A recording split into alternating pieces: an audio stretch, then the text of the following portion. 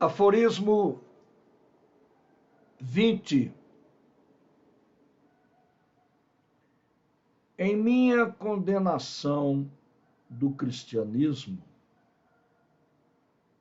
espero realmente não ser injusto com uma religião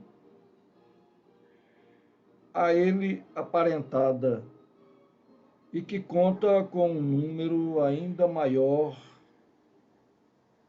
de seguidores. Refiro-me ao budismo. Ambas são consideradas religiões nihilistas.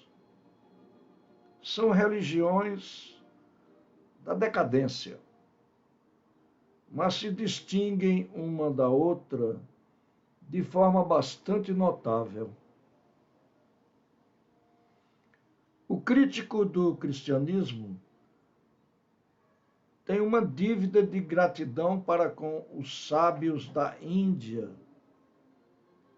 Hoje pode ser possível compará-las. O budismo é centenas de vezes mais realista que o cristianismo. Incorpora como parte de sua herança a habilidade de colocar os problemas com objetividade e frieza. Resultado de muitos séculos de especulação filosófica. O conceito de Deus já estava descartado antes mesmo de surgir. O budismo é a única religião genuinamente positiva a ser encontrada na história, até mesmo em sua epistemologia, que é de um fenomenalismo estrito. Ele não fala em luta contra o pecado, mas sim fazendo jus à realidade, em luta contra o sofrimento. Isso o distingue profundamente do cristianismo. Ele deixa para trás a autodecepção que existe nos conceitos morais.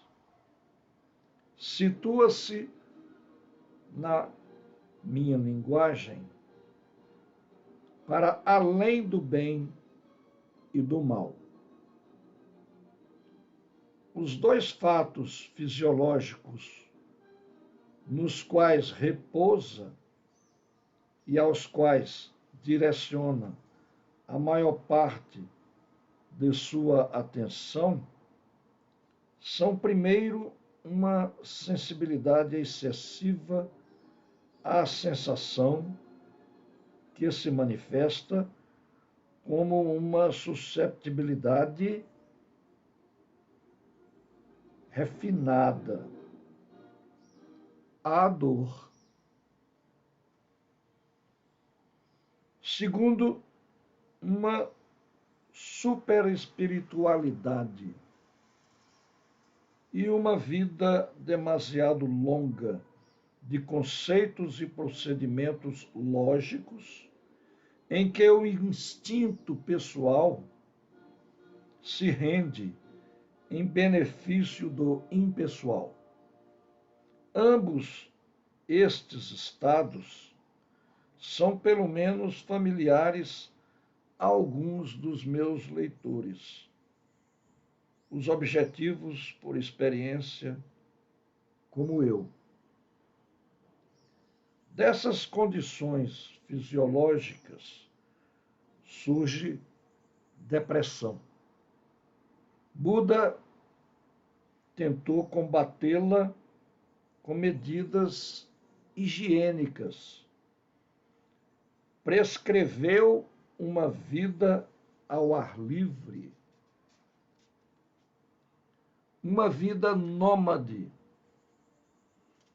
moderação e a escolha cuidadosa dos alimentos, cautela no uso de bebidas alcoólicas e igual cautela quanto à exacerbação de emoções que produzem bilis e aquecem o sangue. E, finalmente, a não preocupação consigo mesmo ou com os outros. Encoraja ideias que propiciam tanto o ficar quieto quanto o divertir-se. E inventou meios para afastar ideias de outras naturezas. Entende a bondade, a benevolência como saudável. Exclui a oração, bem como o ascetismo, a prática dos ascetas.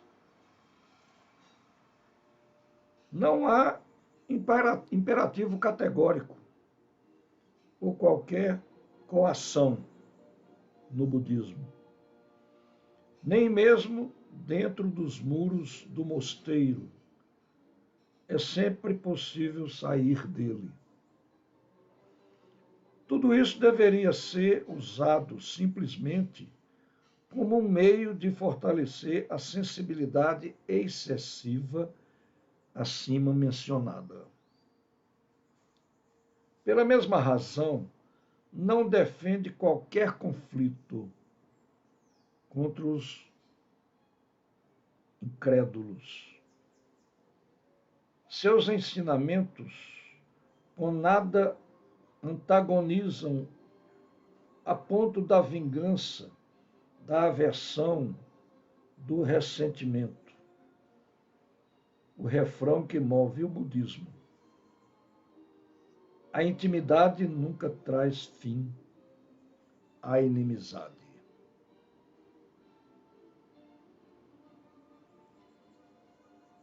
Desculpem, a citação é outra.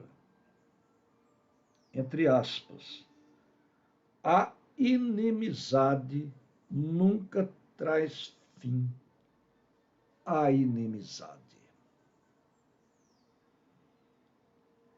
E com razão, pois estas emoções seriam completamente insalubres, tendo em vista o principal objetivo de sua dieta. A fadiga mental que observa é manifestada com muita objetividade, ou seja, o enfraquecimento do interesse individual e perda de equilíbrio e do egoísmo.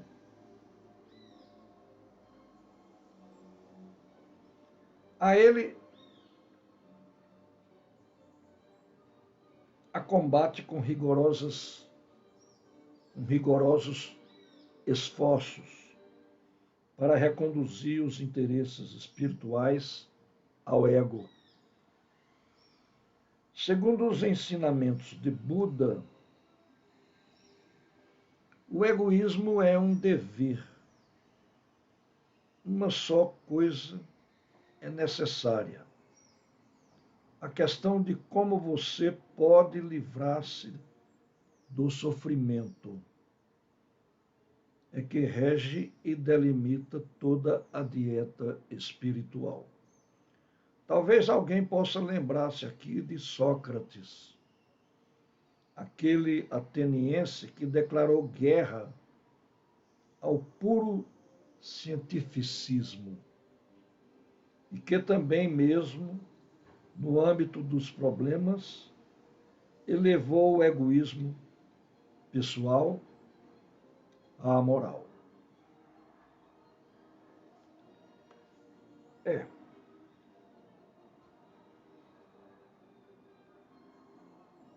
Ego. Vamos esclarecer aqui o que o Nietzsche fala de ego. O que é ego? Do latim eu. Não confundir com o uso que se faz hoje do termo, desse termo ego. Quando ego significa algo próximo de vaidade, autoestima. Nietzsche aqui provavelmente utiliza o latim para enfatizar o eu.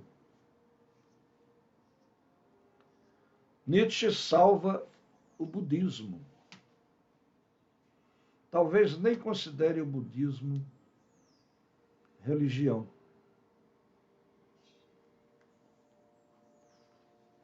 E muito menos igreja. Apesar dos mosteiros budistas existentes no topo das montanhas. Aliás, em Zaratustra, o Nietzsche coloca seu personagem no topo da montanha, observando a podridão do mundo, junto com sua águia e sua serpente. Depois, Zaratustra, ele desce as planícies para falar à humanidade. É uma obra fantástica, o Zaratustra. Assim falou Zaratustra.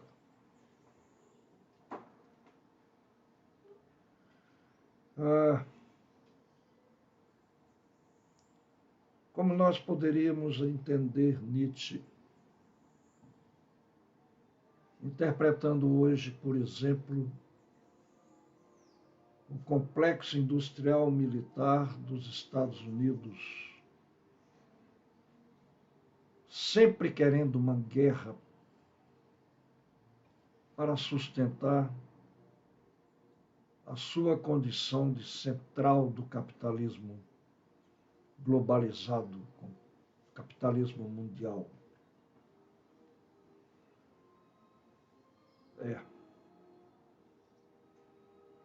Acontece que os asiáticos são bastante budistas. Não adiantou os Estados Unidos saírem do Vietnã com o rabo entre as pernas. Como não adiantará os Estados Unidos tentarem um conflito com a China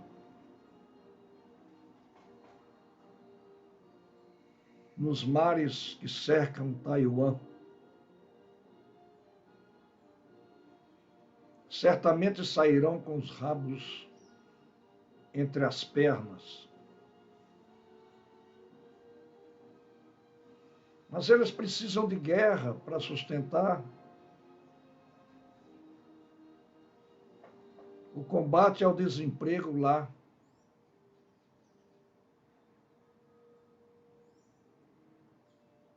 onde milhares de sem-teto, sem casa, moradores de rua passam fome, em abrigos,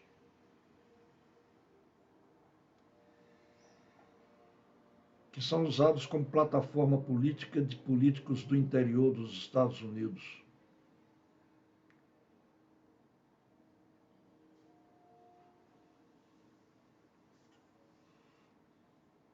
Essa beligerância do Biden, essa verborragia de que vai defender militarmente Taiwan,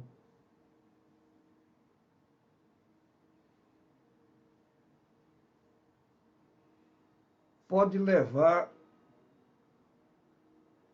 primeiro a um conflito verbal na Assembleia Geral da ONU, que vai se instalar agora. Bolsonaro está saindo de Londres, onde foi fazer comício eleitoral no enterro da rainha, para lá, para talvez fazer mais vergonha ao Brasil, porque o Brasil sempre é o primeiro a abrir a Assembleia da ONU. E lá na Assembleia da ONU, os Estados Unidos certamente vão querer criar caso com a China em relação a Taiwan, com essa verborragia do Biden. Todo mundo sabe que Taiwan é República Popular da China. E qualquer intervenção americana em termos militares nos mares de Taiwan é uma agressão direta à República Popular da China. E o que é que os Estados Unidos estão querendo? Desviar a China do seu caminho de um dos países mandatários numa cesta maior, multipolarizada da economia, para questões militares. Isso é uma paulada dos Estados Unidos em dois coelhos. Um, afasta a China de sua condição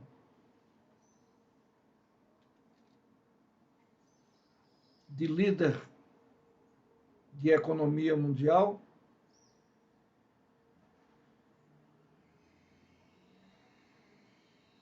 e a coloca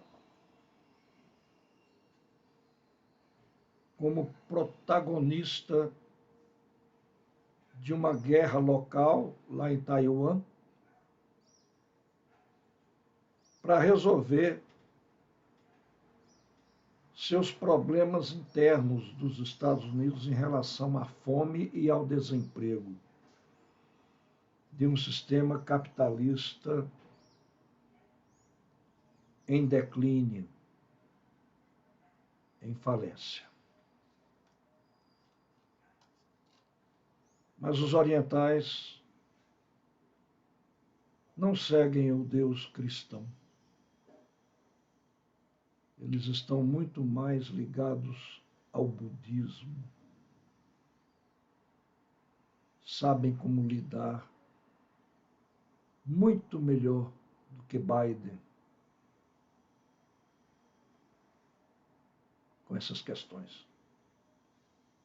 Até a próxima.